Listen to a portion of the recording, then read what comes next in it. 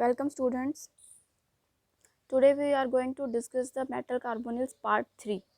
In this part basically we will discuss the synthesis of metal carbonyls and the substitution reactions of the metal carbonyls. Firstly we talk about the synthesis of metal carbonyls. Metal carbonyls can be prepared by the direct interaction of finely divided metals with the carbon monoxide. In this method क्या करना है कि आपकी कोई भी finally divide metal होगी, pure metal होगी, उसको जो है रिएक्ट किया जाता है with the carbon monoxide molecules at the normal room temperature and atmospheric pressure. बहुत ज़्यादा हाई टेम्परेचर प्रेशर की ज़रूरत नहीं होती है. सम ऑफ द रिएक्शंस हैं जिनमें ज़्यादा टेम्परेचर प्रेशर रिक्वायर होता है. वो डिपेंड करता है कि मेटल का नेचर कैसा है. So here are the example. And tetra carbonyl nickel का प्रिपरेशन हो रहा है यहाँ पे, जिसमें निकल +4 carbon monoxide molecule eight 30 degree Celsius temperature and 1 atmospheric pressure पे NiCO4 को फॉर्म करते हैं. This particular organometallic compound is highly toxic and this is a colorless compound. Melting point is -17 degree Celsius and boiling point is 43 degree Celsius for this compound. Next is iron, penta carbonyl iron. तो simply इसको भी ऐसे prepare किया जा सकता है. Iron +5 carbonyl at 200 degree Celsius temperature and 200 atmospheric pressure we can prepare the FeCO5. जो FeCO5 है it is an orange and toxic solid होता है ये. एंड मेल्टिंग पॉइंट जो होता है इसका -20 degree Celsius. Boiling point is 103 degree Celsius. Next is the octa carbonyl dicobalt. इसको हम यहाँ पे 2 मेटल एटम यूज़ हो रहे हैं. This is polynuclear. So here जो आपका मेटल होगा फाइनली डिवाइडेड मेटल, उसका जो नंबर ऑफ मोल है वो 2 होगा. 2CO + 8 carbon monoxide molecule at 150 degree Celsius temperature 35 atmospheric pressure forms the CO2 CO8.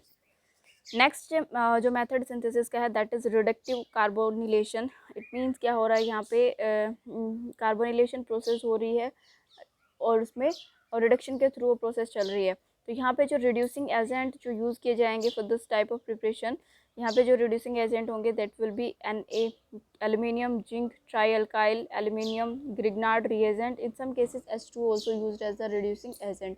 जितने भी ये मेटल आयंस हैं ये प्योर फॉर्म में भी हो सकते हैं या किसी साल्ट फॉर्म में भी बिहेव कर सकते हैं एज अ रिड्यूसिंग एजेंट. यहाँ पे जो रिएक्टेंट मॉइटीज़ होंगी वो क्या होगा, मेटल जो है आपका हैलाइड फॉर्म में यहाँ पे प्रेजेंट होगा या फिर किसी एसीटेट फॉर्म में यहाँ प्रेजेंट हो सकता है along with the carbon monoxide. ये जो इसके रिएक्टेंट्स रहेंगे. और रिड्यूसिंग एजेंट मैंने अभी आपको डिस्कस किए, sodium, aluminium, zinc, trialkyl aluminium, Grignard reagent, ये सब इसके रिड्यूसिंग एजेंट्स होंगे. So here is the example of this kind of preparation. CrCl3 trichloride chromium metal halide है यहाँ पे. Aluminium will be behave as a reducing agent +6 carbon monoxide at 140 degree Celsius temperature. This is a solvent. C6H6 benzene. AlCl3 also act as a co-catalyst here and CrCO6 form in this particular type of reaction.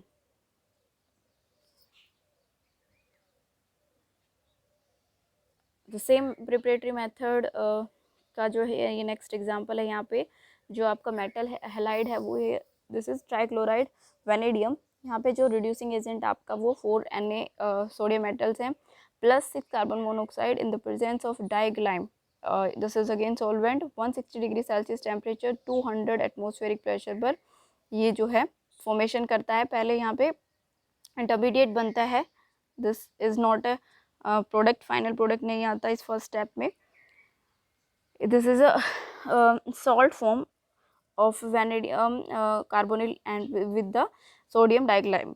ठीक है. उसके बाद इसको जब react कराया जाता है with the H3PO4 acid के साथ, देन यहाँ पे VCO6 जो है ऑर्गेनोमेटेलिक कंपाउंड का फॉर्मेशन होता है by removal of 3NaCl molecule in the first step.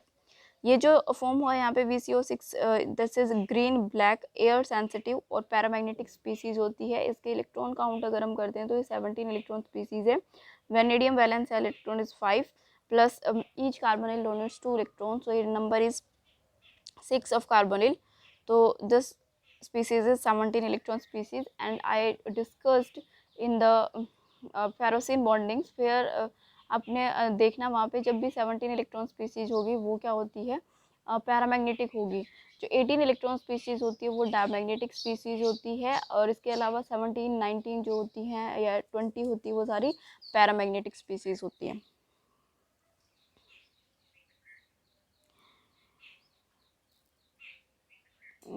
So second method of preparation हमने जो देखा जिसमें रिड्यूसिंग एजेंट यूज किया जाता है रिडक्टिव कार्बोनिलेशन है, उसके ये बहुत और दूसरे एग्जांपल्स हैं। इन दिस पर्टिकुलर रिएक्शन जो रिड्यूसिंग एजेंट है वो आपका 2H2 है, यहाँ पे बिहेव कर रहा है, और यहाँ पे जो आपका starting material that is carbonate form, note the transition metal halide, वो मैंने वहाँ पे डिस्कस किया था। ट्रांजिशन मेटल हैलाइड भी हो सकता है, ट्रांजिशन मेटल किसी सॉल्ट फॉर्म में भी हो सकता है, ट्रांजिशन मेटल एसीटेट भी हम यूज़ कर सकते हैं एज अ रिएक्टेंट, ठीक है, with the carbon monoxide or in the presence of any reducing agent, it may be sodium 2H2 भी यहाँ पे बिहेव कर सकता है as a reducing agent. So there are the simple preparatory method examples. और इसमें क्या आता है आपका मेटल ऑक्साइड अगर आपका रिएक्टेंट है देन उस पर्टिकुलर केस में किसी रिड्यूसिंग एजेंट की ज़रूरत नहीं पड़ती, वहाँ पे जो कार्बन मोनोऑक्साइड है itself behave as a reducing agent. If our starting material is oxide of transition metal like this COO cobalt oxide, ठीक है, या फिर ओस्मियम टेट्राऑक्साइड Fe2O3 फेराइट, ठीक है, इन ऑल दिस केसेस क्या हो रहा है यहाँ पे हमारा जो मेटल है वो ऑक्साइड फॉर्म में प्रेजेंट है। सो अगर वो ऑक्साइड फॉर्म में प्रेजेंट होता है तो उसको रिड्यूसिंग एजेंट कोई, जैसे हम फर्स्ट जो सेकंड प्रिपरेटरी मेथड था उसमें बाहर से रिड्यूसिंग एजेंट डाल रहे थे लाइक सोडियम एल्यूमिनियम, उस तरह का कोई भी रिड्यूसिंग एजेंट यहाँ रिक्वायर नहीं है। यहाँ पर सिर्फ कार्बन मोनोऑक्साइड जो है वो itself will behave as a reducing agent. और यहाँ पे 80 degree Celsius temperature 1900 atmospheric pressure पे ये यहाँ पे पॉलीन्यूक्लियर कार्बोनिल कोबाल्ट का फॉर्मेशन करता है। और यहाँ पे जो है आपका जो CO2 जो CO ग्रुप था उसका सेल्फ ऑक्सीडेशन भी हो जाता है, बिकॉज आपको पता है जब रिड्यूसिंग एजेंट होता है वो दूसरे का रिडक्शन कराता है पर सेल्फ ऑक्सीडेशन कराता है। यहाँ पे कार्बन मोनोऑक्साइड था और यहाँ पे it get converted to CO2, ये इसकी ऑक्सीडाइज्ड फॉर्म है।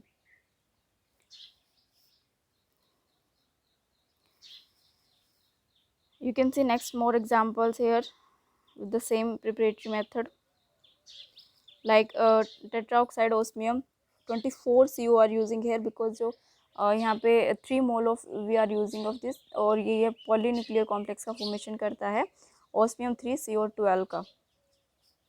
इसी तरह से हम 2OH नेगेटिव के साथ भी ये रिएक्शन करा सकते हैं, लेकिन ये 2 स्टेप रिएक्शन होगा जब हम कार्बन सॉरी ये हमारा जो ऑलरेडी प्रिपेयर्ड जो है जो फर्स्ट स्टेप में यहाँ पे प्रिपेयर हो रहा है मोनोन्यूक्लियर कार्बोनिल है उसका फर्दर रिएक्शन कराएगा 2OH के साथ में to form the polynuclear of the same species.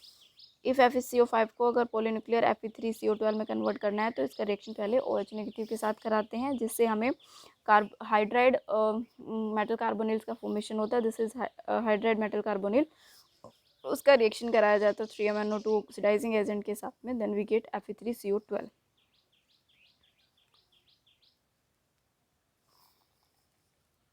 Next, third method preparation is higher carbonyls can be synthesized by the thermal or photochemical reaction of lower carbonyls। lower carbonyls जो हम prepare करते हैं जैसे mononuclear form कर लिया हमने, डाइन्यूक्लियर form कर लिया, इससे हम फर्दर अगर मोनोन्यूक्लियर फॉर्म किया तो इससे डाइन्यूक्लियर फॉर्म कर सकते हैं, ट्राइन्यूक्लियर फॉर्म कर सकते हैं in the presence of sunlight and thermally. तो ये भी इसका थर्ड मेथड ऑफ प्रिपरेशन है to form the polynuclear metal carbonyls. Here you can see the examples. This is your mononuclear और पेंटाकार्बोनिल ओस्मियम, पेंटाकार्बोनिल ओस्मियम जिसमें आपका जो है थर्मली हम इसको प्रिपेयर कर रहे हैं और it get converted into the try nuclear form. और यहाँ पे 3 मेटल जो है ओस्मियम के यूज़ होंगे to form a polynuclear complex और 3 कार्बोनिल यहाँ से बाहर निकल जाएंगे। इसी तरह से we can see here 3 FeCO5 यहाँ पे जो है अगेन पॉलीन्यूक्लियर फॉर्म हो रहा है इस कंपाउंड का, ये दिस इज मोनोमर और ये इसका पॉलीमर है थर्मली। फोटोकेमिकली भी ये रिएक्शन चल सकती हैं। FeCO5 जो है आपका मोनोमर है और फोटोकेमिकली जब इसको कराएंगे तो इसका डाइमर विल फॉर्म, डाइमर नहीं कह सकते, dinuclear form will form. Next is the properties and the reactions of metal carbonyls. So properties के बारे में जैसे हमने प्रिपरेशन किया तभी हम जनरली देखते आ रहे हैं जो जो कंपाउंड हमारे फॉर्म हो रहे हैं उनकी क्या क्या कैरेक्टरिस्टिक्स हैं, लेकिन कुछ मेन कैरेक्टरिस्टिक्स यहाँ पे डिस्कस की गई है। जो मोनोन्यूक्लियर कार्बोनिल्स होते हैं निकिल के, जैसे कि NiCO4 निकिल का मोनोन्यूक्लियर कार्बोनिल है ये, और आयरन फैमिली के जो हैं mononuclear carbonyls like FeCO4 5, RuCO5, osmium CO5, ये जितने भी सिर्फ आयरन फैमिली और निकल CO4, ये जो है ये मोनोन्यूक्लियर फॉर्म में लिक्विड फॉर्म में प्रेजेंट रहते हैं at room temperature and pressure पे। लेकिन इसके अलावा जो दूसरे मोनो न्यूक्लियर कार्बोनिल्स हैं, पॉलीन्यूक्लियर कार्बोनिल्स हैं, वो सॉलिड फॉर्म में प्रेजेंट रहते हैं। जो मोनोन्यूक्लियर कार्बोनिल्स हैं ऑल आर द कलरलेस और फेंटली कलर्ड। जितने भी मोनोन्यूक्लियर कॉम्प्लेक्सेस है जिसमें एक मेटल इन्वॉल्व है वो या तो कलरलेस हैं या फेंटली कलर्ड है, मतलब बहुत लाइट उनका कलर होता है। लेकिन पॉलीन्यूक्लियर कार्बोनिल जो होते हैं हाईली कलर्ड होते हैं। जो intensity of the polynuclear carbonyl होती है वो इंक्रीज करती रहती है as the number of metal atom increase. Suppose हमारे पास मोनोन्यूक्लियर कंपाउंड है FeCO5, इसका फर्दर अगर इसका पॉलीन्यूक्लियर देखा जाए तो दैट इज Fe2CO9, फिर उसका फर्दर पॉलीन्यूक्लियर देखा जाए तो Fe3CO12। तो इस तरह से जो है इसमें number of metal consequently increase होता जा रहा है। तो अगर FeCO5 से Fe3CO12 पर देखें तो कलर की इंटेंसिटी भी इसी मैनर में इंक्रीज होगी।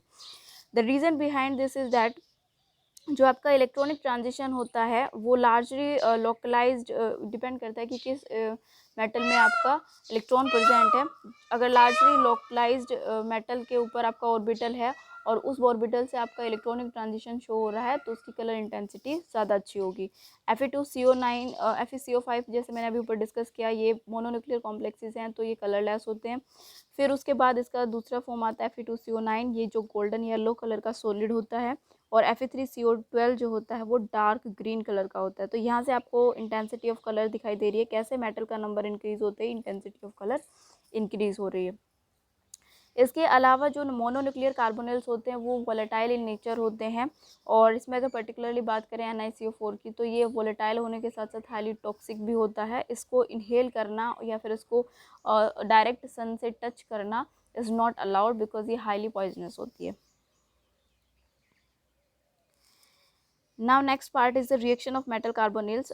जो मेनली मेटल कार्बोनिल्स होते हैं वो सब्सटीट्यूशन रिएक्शन शो करते हैं। अब सब्सटीट्यूशन रिएक्शंस में एज यू नो आपने ऑर्गेनिक केमिस्ट्री में पढ़ा है, इनऑर्गेनिक में भी मैंने आपको पढ़ाया है। सब्सटीट्यूशन रिएक्शंस जो होती हैं वो दो तरीके से, मेनली दो तरीके से होती हैं, वैसे इनके 3 टाइप्स होते हैं।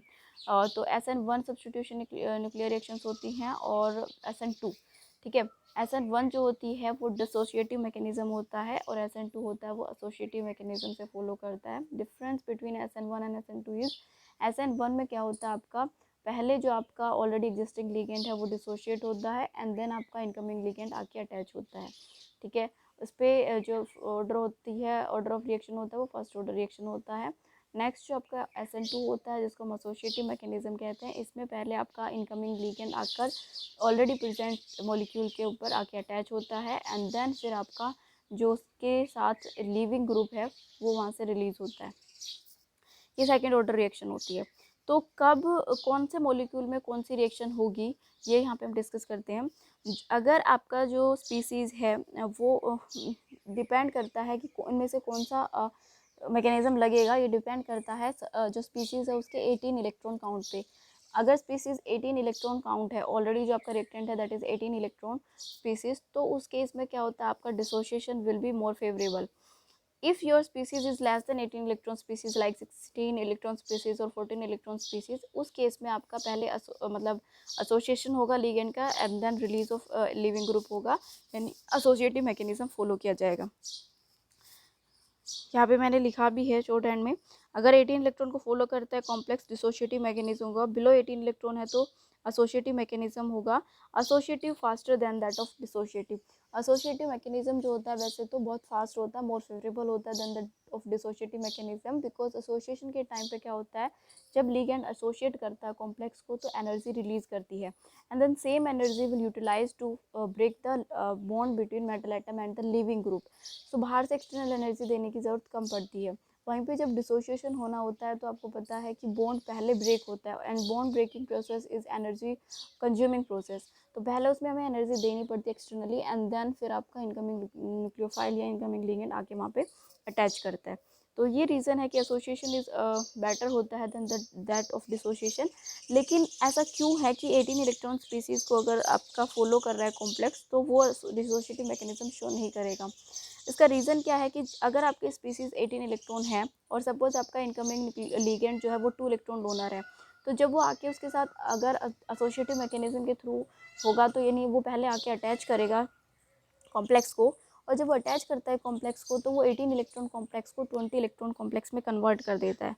18 electron complex by consuming 2 electron from the incoming ligand get convert into the 20 electron species, and 20 electron species जो होती है उसको एक्टिवेटेड कॉम्प्लेक्स जो यहाँ पे प्रेजेंट होगा उस वो एनर्जेटिकली अनफेवरेबल होता है, उसकी एनर्जी बहुत हाई होती है। 20 इलेक्ट्रॉन स्पीसीज में जो आपका इलेक्ट्रॉन है 19 और 20 इलेक्ट्रॉन एंटी बॉन्डिंग ऑर्बिटल में प्रेजेंट होता है। It's energy is very high for this particular ये जो इंटरमीडिएट कॉम्प्लेक्स बन रहा है 20 इलेक्ट्रॉन स्पीसीज।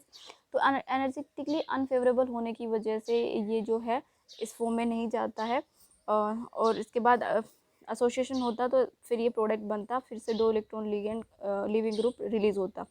लेकिन ये वाली जो स्टेप बन रही है ये शॉर्ट लिव नहीं है, उसको काफ़ी देर तक यहाँ पे रुकना पड़ता है रिएक्शन मिक्सचर में, और इतनी देर तक एक अनफेवरेबल स्पीसीज़ को रुकना it not convenient.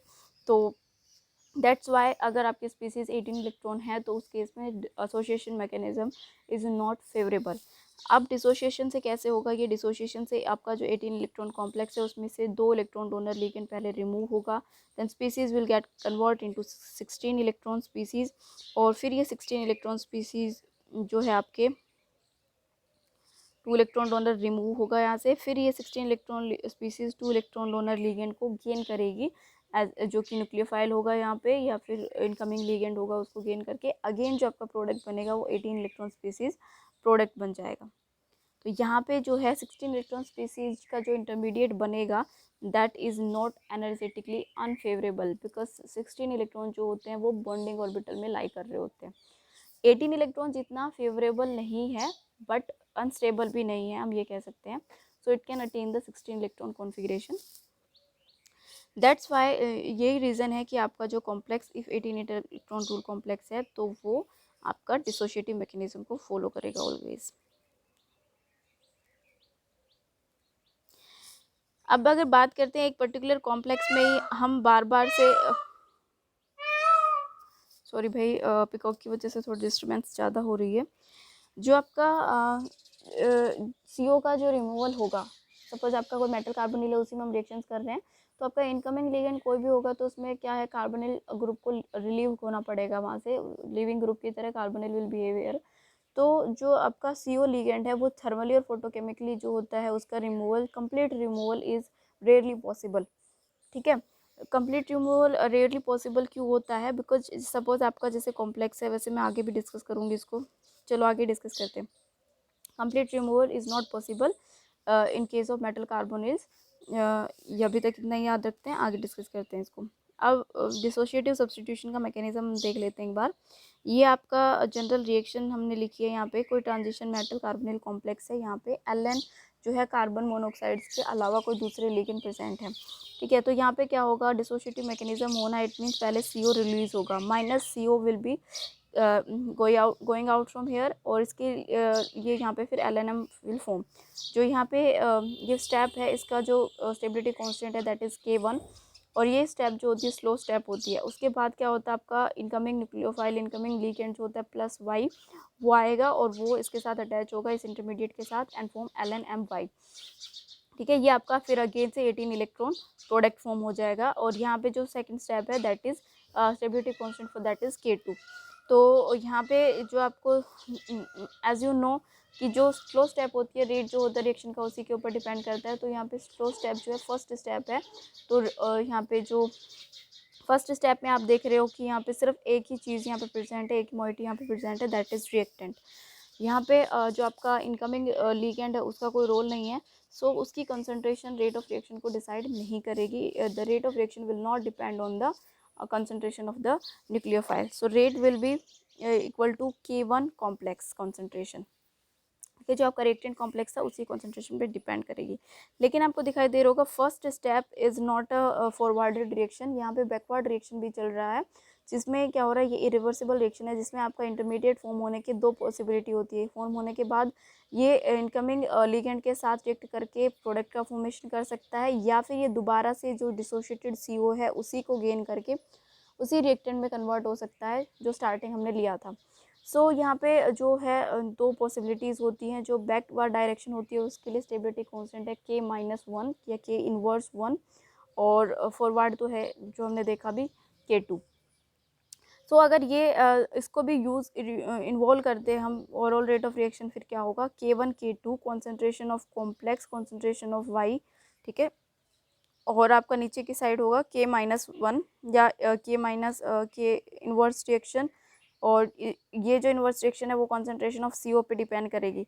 Concentration of CO ज़्यादा होगा तो ये बैकवर्ड रिएक्शन जाएगी, और कॉन्सेंट्रेशन ऑफ CO कम होगा तो न्यूक्लियोफाइल विल अटैक। बेसिकली क्या है, यहाँ पे ये क्रिएट हो गया है। अब इसके पास अनसेचुरेटेड साइड है, यहाँ पे लिगेंड आ सकता है। तो लिगेंड रिएक्शन मीडियम में क्या है, एक तो जो अभी CO डिसोशिएट हुआ था वो भी रिएक्शन मीडियम में पड़ा है, और एक हम जो बाहर से इनकमिंग न्यूक्लियोफाइल इसमें डालना चाह रहे थे वो भी रिएक्शन मीडियम में पड़ा है। If concentration of this CO is higher than that of this species, तो क्या होगा, CO विल अटैच हेयर, और कॉन्सेंट्रेशन कम है तो ये Y विल अटैच हेयर, ठीक है। या कुछ रेशियो भी हो सकता है, 50% या 60% CO अटैक करेगा, 40% Y अटैक करेगा, ये डिपेंड करता है ऑल द कॉन्सेंट्रेशन और हेयर। तो यहाँ पे अगर CO का कॉन्सेंट्रेशन कम है उस केस में CO विल नॉट बाइंड, आपका जो आपका इनकमिंग लिगेंड है वो बाइंड करेगा। तो अगर हम कंसिडर करें कि CO की कॉन्सेंट्रेशन नेग्लिजिबल है, कम है, तो ये वाली टर्म क्या हो जाएगी, नेग्लेक्ट हो जाएगी यहाँ से, और you can C K2 can mind divide cancel out by upper one K2 and Y can be cancel out by this Y। सो आपका फिर अगेन रेट ऑफ रिएक्शन क्या आ जाएगा, K1 कॉन्सेंट्रेशन ऑफ कॉम्प्लेक्स, जो कि हमने पहले निकाली थी। जब हमने फॉरवर्ड रिएक्शन देखी थी तब भी हमारा रेट ऑफ रिएक्शन यही आता है, और अगर रिवर्सिबल रिएक्शन हो रही है लेकिन concentration of CO is less, then भी रेट ऑफ जो रिएक्शन है वो सेम आएगा। फर्स्ट ऑर्डर की काइनेटिक्स ऑफ रिएक्शन ये होगी,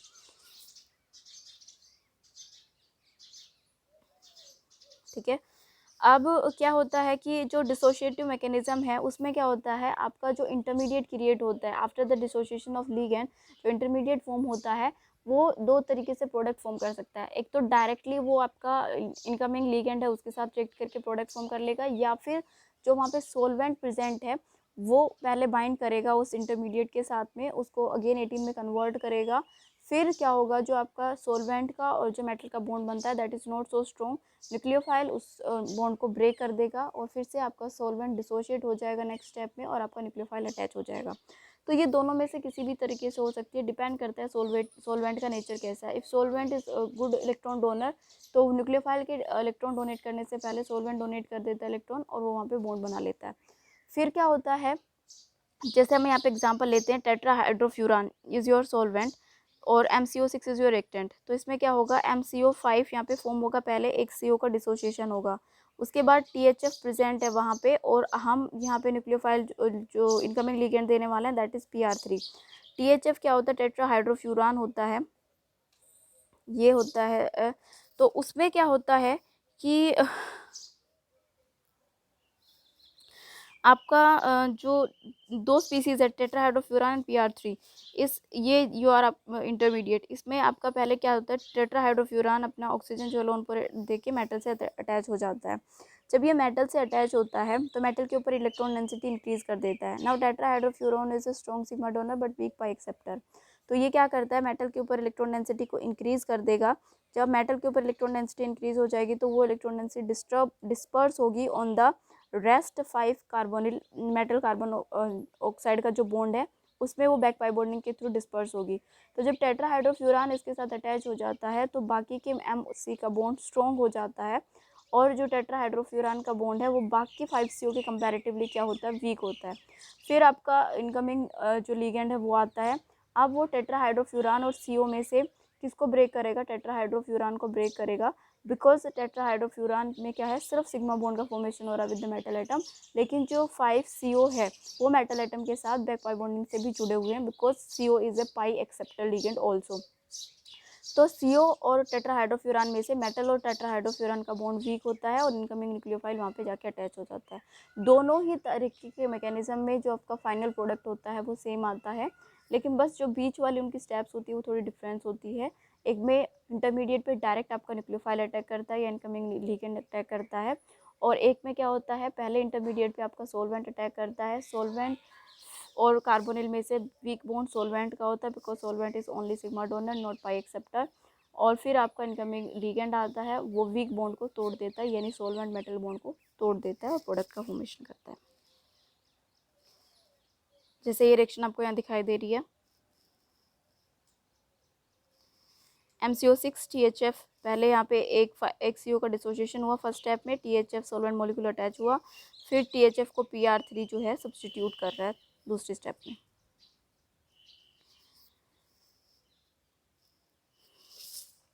मैं अभी आपसे बात कर रही थी कि सब्सिक्वेंट डिसोसिएशन जो है CO का इज़ नॉट इजी। जैसे जैसे आप CO का बार बार इनकमिंग लिगेंड से रिमूवल कराएंगे, सब्स्टिट्यूशन कराएंगे, सपोज आपके एक मेटल कॉम्प्लेक्स में 5 CO हैं या 6 CO हैं, आप एक बार फर्स्ट स्टेप में एक बार क्या कर रहे हैं, आप एक इनकमिंग लिगेंड दे रहे हैं, वहाँ पे आपका एक CO डिसोशिएट हो गया, आपके पास 5 CO बचे, ठीक है। आप सपोज दोबारा से आप उसको न्यूक्लियोफाइल दे रहे हैं या दोबारा से इनकमिंग लिगेंड दे रहे हैं, फिर एक CO रिलीज़ हो जाएगा और आपके 2 लिगेंड वहाँ पे अटैच हो जाएंगे, MCO4 में कन्वर्ट हो जाएगा। थर्ड में फिर से आपका एक लिगेंड आके अटैच हो जाएगा, आपका एक CO और कम हो जाएगा, MCO3 हो जाएगा।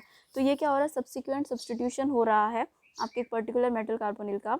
लेकिन जैसे जैसे आप सब्सिक्वेंट सब्सटीट्यूशन जैसे जैसे आगे प्रोसीड करेगा, रेट ऑफ रिएक्शन जो है सब्सटीट्यूशन की वो डिक्रीज़ हो जाएगी। उसका रीज़न क्या होता है कि आपका जो कॉम्प्लेक्स है उसमें स्टार्टिंग में MCO6 थे, ठीक है। अगली स्टेप में क्या होगा, L ऐड हो जाएगा, इसमें MCO5 हो जाएगा ये, और एक L ऐड हो जाएगा।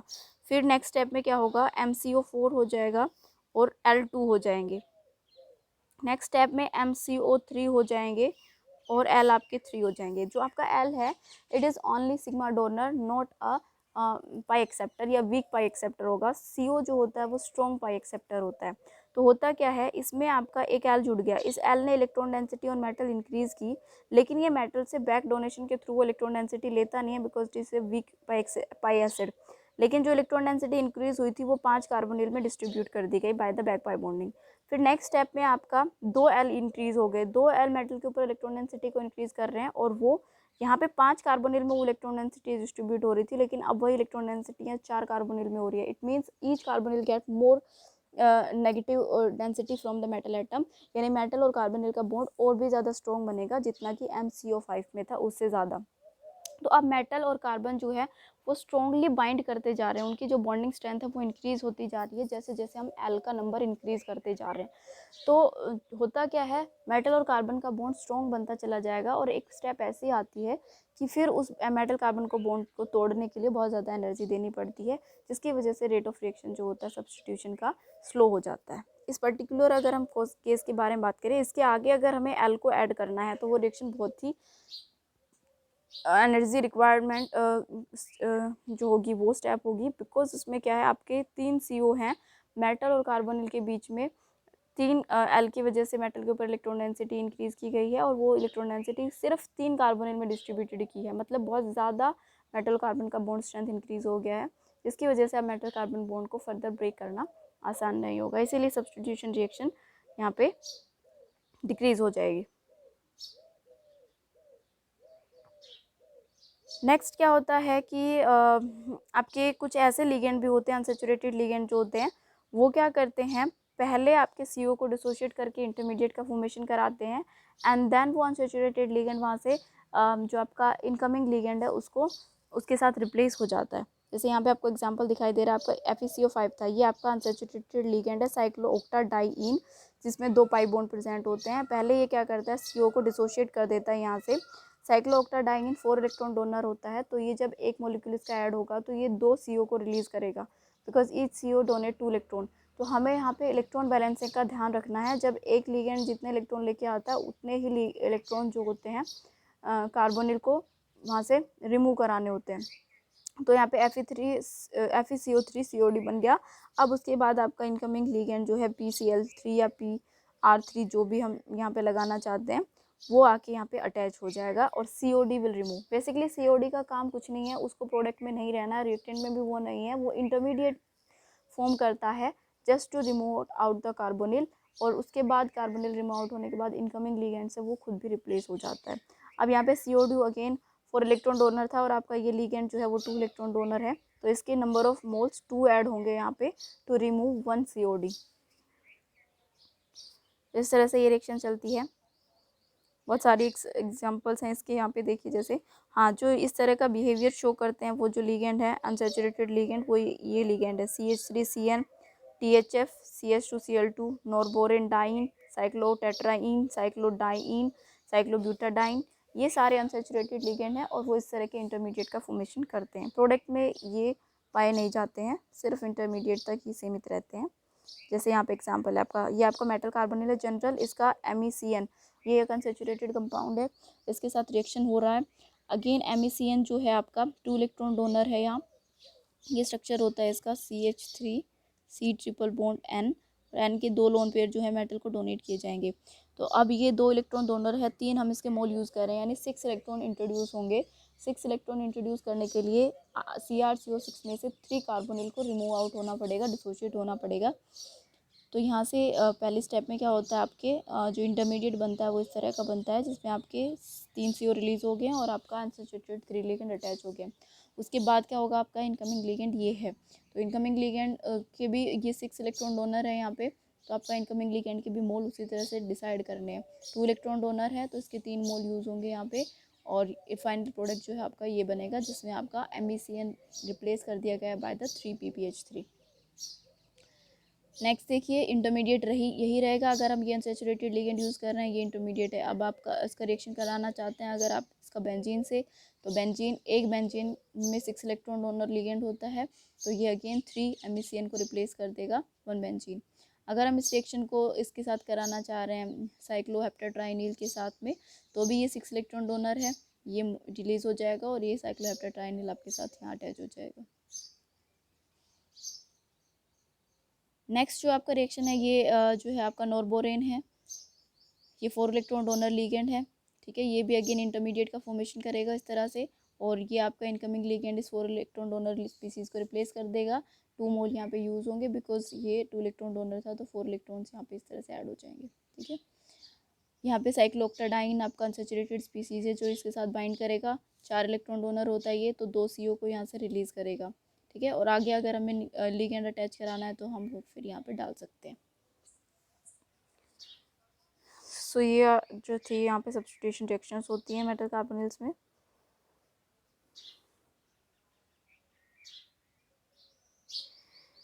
उसके बाद ये सारे एग्जांपल सेम टाइप के हैं, आप देख लीजिएगा।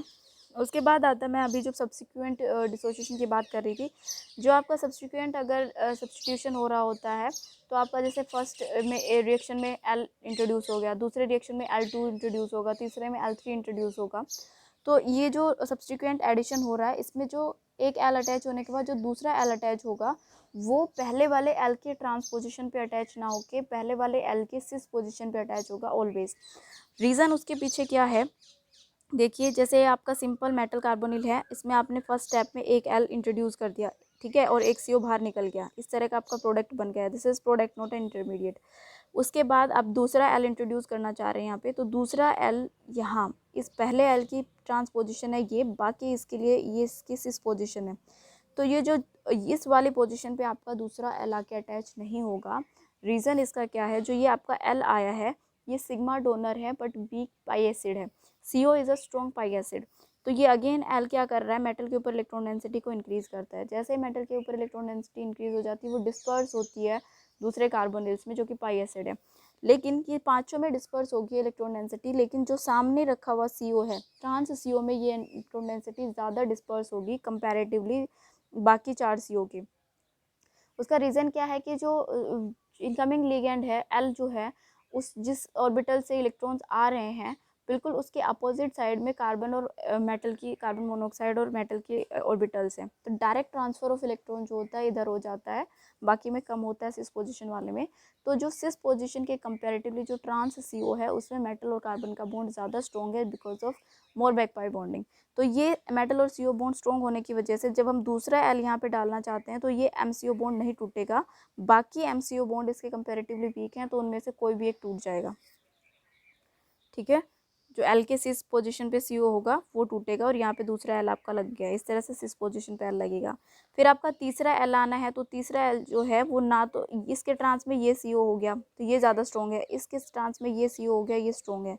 इन दोनों की जगह पे आपका third L will not introduce, जो आपके ये दो CO बच गए इनमें से कोई एक डिसोशिएट होगा और उसकी जगह पे आपका L आएगा। इस तरह से आ गया, ये आपका बन गया है मेरिडोनियल फेशियल ऑक्टाहेड्रल ज्योमेट्री। ठीक है, फेशियल ऑक्टाहेड्रल ज्योमेट्री में आप देखिए अब सारे L के अपोजिट में एक एक CO है, ये भी अपोजिट में है,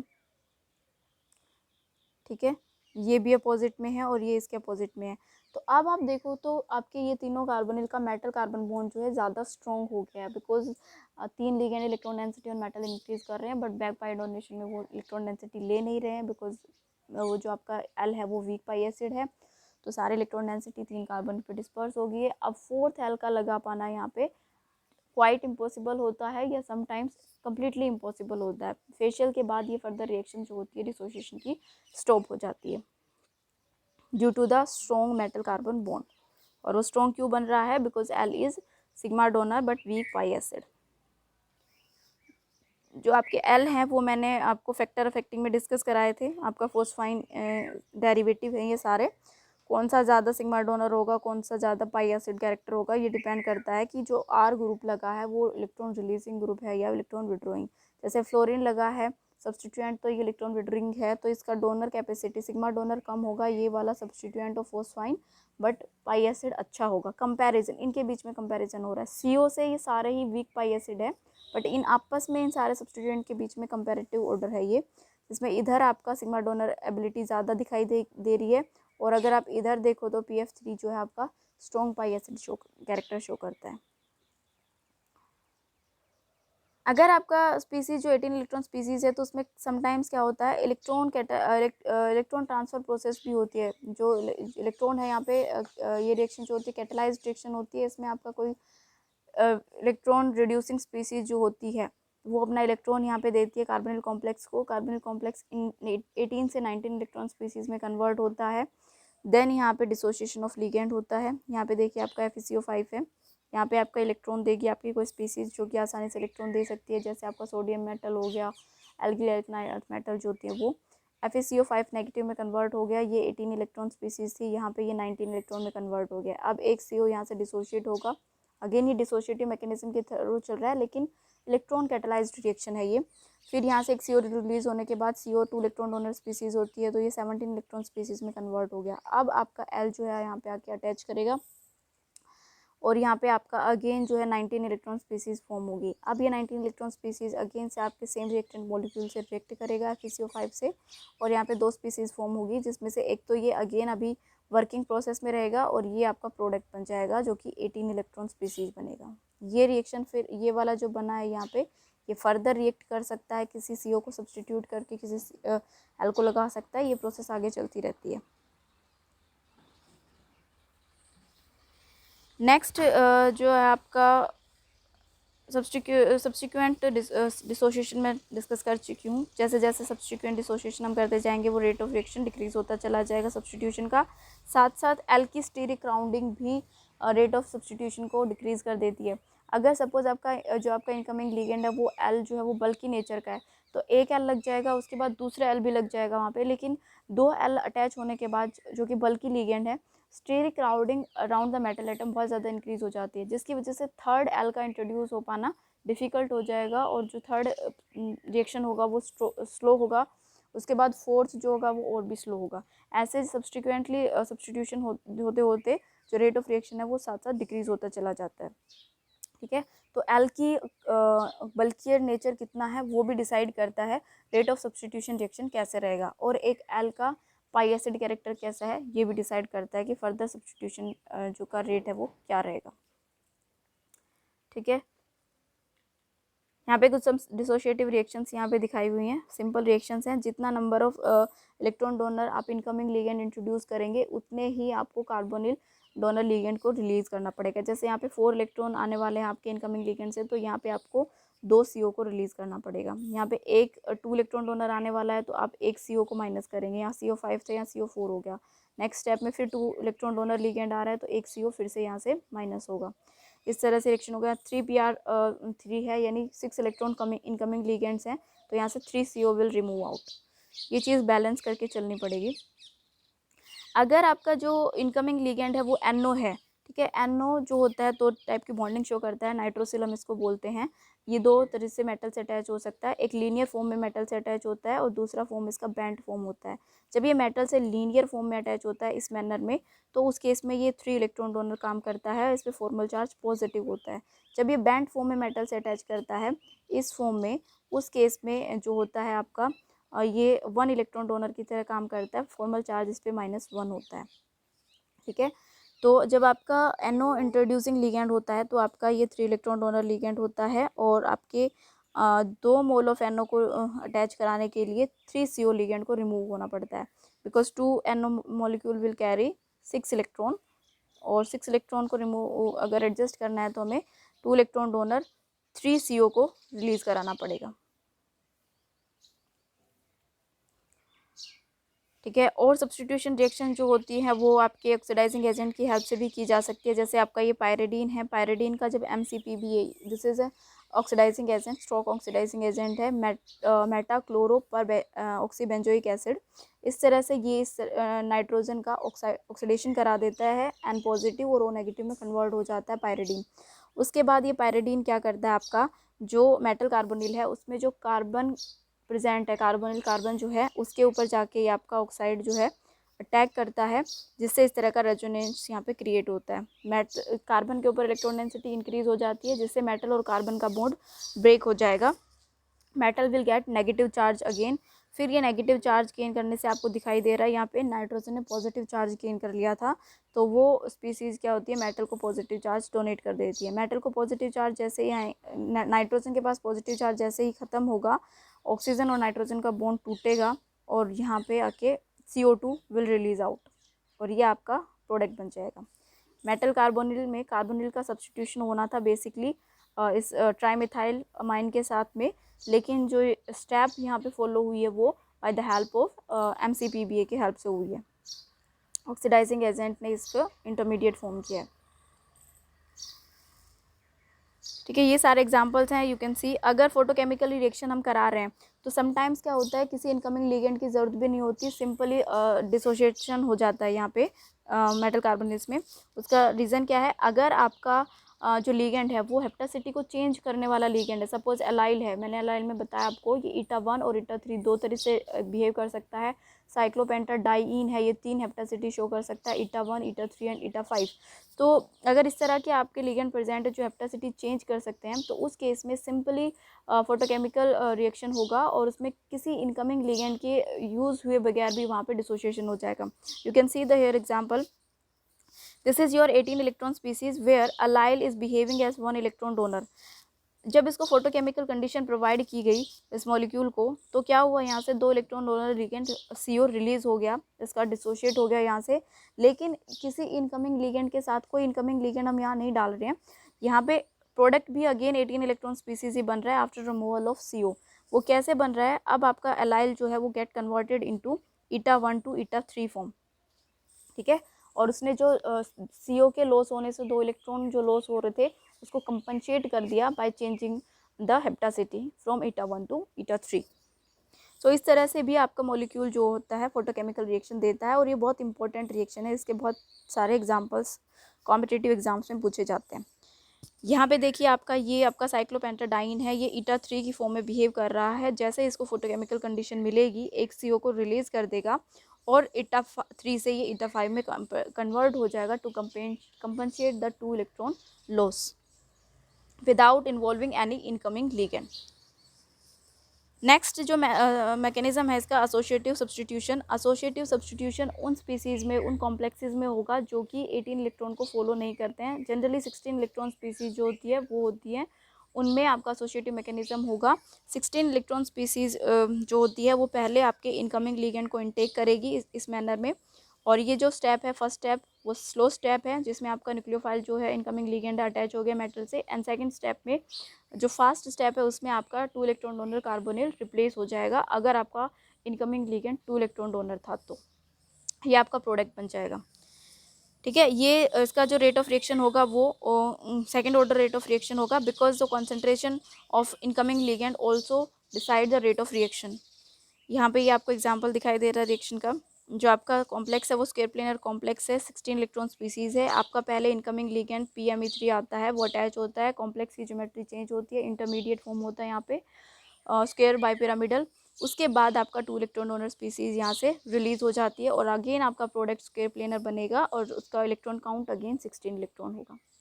तो in this manner associative mechanism reaction follow होती है उसमें जहाँ पे रिएक्टेंट आपका 18 इलेक्ट्रॉन को फॉलो नहीं करता। जो आपका ऑड इलेक्ट्रॉन रिएक्टेंट है वो उसमें जो रेट ऑफ सब्स्टिट्यूशन रिएक्शन है through associative mechanism will be fast. Always ऐसा होगा आपका अगर दो रिएक्टेंट है आपके पास और आपसे कंपैरिजन पूछा जा रहा है किसमें एसोसिएटिव मैकेनिज्म फास्ट होगा तो आपको देखना है अगर आपका रिएक्टेंट ऑड इलेक्ट्रॉन कैरी कर रहा है यानी 17 ने कैरी कर रहा है या 15 कैरी कर रहा है तो उस केस में सब्स्टिट्यूशन फास्ट होगा कंपैरेटिवली 16 इलेक्ट्रॉन या 18 इलेक्ट्रॉन के। यहाँ पे 17 इलेक्ट्रॉन से पहले 2 इलेक्ट्रॉन लेकर के एसोसिएशन के थ्रू 19 इलेक्ट्रॉन में कन्वर्ट होगा, देन एक CO को रिलीज करके 17 इलेक्ट्रॉन स्पीसीज फॉर्म होगी। ये जो रिएक्शन है VCO6 का ये 10⁻10 टाइम्स फास्टर है than that of a CrCO6 substitution. CrCO6 जो होती है वो जो होती है 16 इलेक्ट्रॉन स्पीसीज होती है, इवन इलेक्ट्रॉन्स होते हैं उसमें। नेक्स्ट होता है कि आपका 18 इलेक्ट्रॉन कॉम्प्लेक्स भी समटाइम्स एसोसिएटिव मैकेनिज्म शो कर सकता है, लेकिन उसमें कंडीशन ये होती है कि आपका लिगेंड या तो कोई नाइट्रोसिल होगा या फिर वो लिगेंड होगा जो हेप्टासिटी को चेंज कर सकता है। जैसे आपको यहाँ पे नाइट्रोसिल दिखाई दे रहा है, नाइट्रोसिल यहाँ पे लीनियर मोड में मेटल से अटैच है यानी 3 इलेक्ट्रॉन डोनर की तरह काम कर रहा है। अब जब इसमें ये 18 इलेक्ट्रॉन है तो मैंने बताया था ये थ्रू डिसोसिएशन मैकेनिज्म फॉलो करती है बिकॉज अगर इंटरमीडिएट बनेगा वो 20 इलेक्ट्रॉन स्पीसीज बन जाएगा अगर एसोसिएशन होगा लिगेंड इनकमिंग लिगेंड का पहले तो। लेकिन इस पर्टिकुलर केस में 18 इलेक्ट्रॉन भी है और मैकेनिज्म भी एसोसिएटिव फॉलो करेगा। उसका रीज़न क्या है, यहाँ पे 20 इलेक्ट्रॉन स्पीसीज इंटरमीडिएट फॉर्म नहीं होगा बिकॉज जो MnO है वो दो तरह से बॉन्डिंग शो कर सकता है। रिएक्टेंट में इसने लीनियर बॉन्डिंग शो करके 3 इलेक्ट्रॉन डोनेट किए हैं। फिर क्या होता है जब इनकमिंग लिगेंड यहाँ पे आता है तो ये NO जो अपने आप को बैंड फॉर्म में कन्वर्ट कर लेता है इस तरह से और अब ये 1 इलेक्ट्रॉन डोनर स्पीसीज बन जाती है और 2 इलेक्ट्रॉन डोनर L आपके आके यहाँ पे अटैच हो जाता है। तो इलेक्ट्रॉन डिस्टर्ब नहीं हुए यहाँ पे, यहाँ से 2 इलेक्ट्रॉन कम हो गए थे NO से, वो 2 इलेक्ट्रॉन L ने कंप्लीट कर दिए हैं। तो स्पीसीज जो होती है आपकी अगेन 18 की 18 रह जाती है। इंटरमीडिएट फॉर्म जो होता है वो 18 ये यहाँ पे फॉर्म होगा। उसके बाद क्या होता है आपका ऐसे अगर हम इसको ऐसे करें CO4MnNO, ठीक है। अब ये 16 इलेक्ट्रॉन बन गई है और अगर आप इसके साथ L अटैच करता हुआ दिखा देंगे तो ये 18 इलेक्ट्रॉन इंटरमीडिएट बनेगा। उसके बाद क्या होगा, अब डिसोसिएशन होगा, एक CO will remove out from here और अगेन से आपका NO है 3 इलेक्ट्रॉन डोनर में कन्वर्ट हो जाएगा। ठीक है, सिर्फ NO की यहाँ पे काम क्या हो रहा है, आपका यहाँ पे L ऐड भी होगा और CO रिमूव भी होगा, लेकिन जो इंटरमीडिएट फॉर्म है उसको ये स्टेबल बना रहा है। NO पहले 3 से अपने आप को 1 में कन्वर्ट कर रहा है जिससे L आसानी से आके अटैच हो रहा है। फिर आपका जब CO रिलीज हो जाएगा वहाँ से तो अगेन NO अपनी ओरिजिनल पोजिशन में आ जाता है 3 इलेक्ट्रॉन डोनर में। अगर आपका कोई पॉलीन्यूक्लियर ऑर्गेनोमेटालिक कंपाउंड है उस केस में जो होता है सब्स्टिट्यूशन, उसमें क्या होता है पॉलीन्यूक्लियर जो कि मेटल मेटल बॉन्डेड आपके वहाँ पे बॉन्ड प्रेजेंट है तो पहले मेटल और मेटल बॉन्ड उनमें टूटता है, देन वहाँ पे सब्स्टिट्यूशन ऑफ लिगेंड होता है। जैसे आपका CO2 CO8 है, यहाँ पे कोबाल्ट कोबाल्ट के बीच में सिंगल बॉन्ड प्रेजेंट होता है तो फोटोकेमिकल रिएक्शन में जब जैसे ही कंडीशन प्रोवाइड की जाएगी ये दोनों टूट जाएंगे, ये बॉन्ड यहाँ से टूट जाएगा, यहाँ पे 2CO4 क्रिएट होगा। फिर आपका L जो आके है ये 2 मोल हैं उसमें से किसी एक मोल के साथ अटैच हो जाएगा, सपोज CO3L बन गया और एक आपका एज इट इज़ CO4 रहेगा। उसके बाद ये बनने के बाद अगेन ये दोनों जो हैं आपके अटैच हो जाएंगे, CO2 CO17L का फॉर्मेशन हो जाएगा। मतलब मेटल मेटल बॉन्ड भी अगेन उसमें रिएक्टेंट और प्रोडक्ट में सेम रहेगा, बीच वाली कंडीशन में उसका नेचर चेंज हो जाता है, बीच में वो टूट जाता है। Again, steric crowding between the ligand accelerate the dissociative substitution and decrease the rate of associative इसमें भी जैसे मैंने बताया अभी यहाँ पे 18 इलेक्ट्रॉन फॉलो है, फिर भी एसोसिएटिव मैकेनिज्म चल सकता है।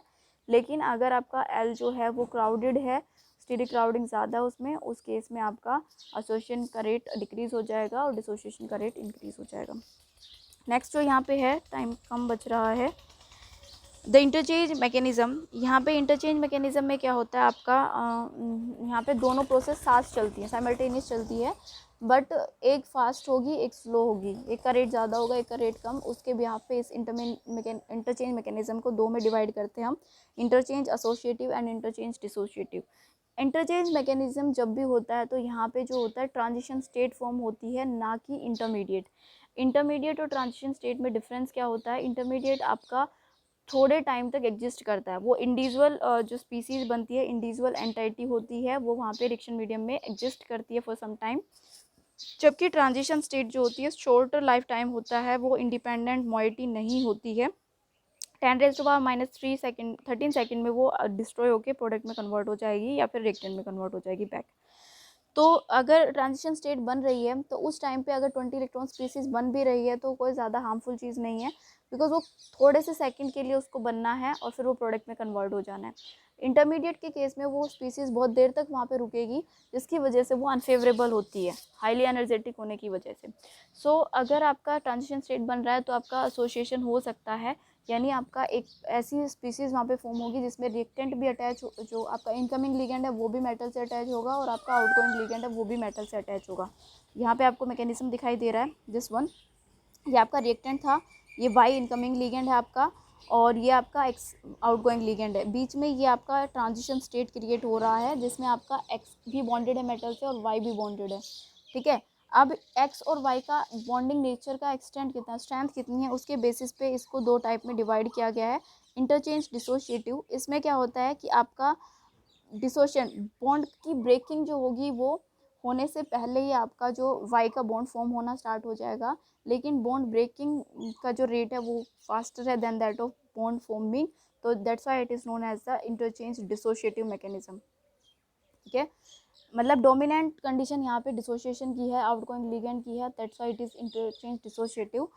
अगेन जो दूसरा टाइप है इसमें इंटरचेंज एसोसिएटिव, उसमें भी इसी तरह का ट्रांजिशन स्टेट बनेगा, लेकिन इसमें क्या होता है, इनकमिंग लिगेंड की कम्प्लीटली बनने से पहले आउटगोइंग लिगेंड बॉन्ड ब्रेक होने लग जाता है, लेकिन जो ब्रेकिंग का एक्सटेंट है वो कम है, फॉर्मिंग का एक्सटेंट है ज़्यादा है, इसीलिए ये इंटरचेंज एसोसिएटिव मैकेनिज्म कहलाएगा। इंटरचेंज एसोसिएटिव मैकेनिज्म और सिंपल एसोसिएशन को डिफ्रेंशिएट नहीं किया जा सकता। अगर रिएक्शन मीडियम में हम देख रहे हैं, रिएक्शन से प्रोडक्ट हमारा बन जाएगा, हम नहीं बता पाएंगे कि एसोसिएशन के थ्रू हुआ है या इंटरचेंज एसोसिएशन के थ्रू हुआ है, बिकॉज यहाँ पे बहुत ज़्यादा अप्रिशिएबल चेंजेस देखने को नहीं मिलेंगे, क्योंकि ट्रांजिशन स्टेट बनती है वो विद इन -13 सेकेंड में वो डिस्ट्रॉय भी हो जाती है। So we can't tell that कि यहाँ पे एसोसिएटिव मैकेनिज्म हुआ है सिंपल या इंटरचेंज एसोसिएटिव मैकेनिज्म हुआ है। So they are the some methods through which metal carbonyl can show their properties. I hope आपको ये सब कुछ समझ आया होगा।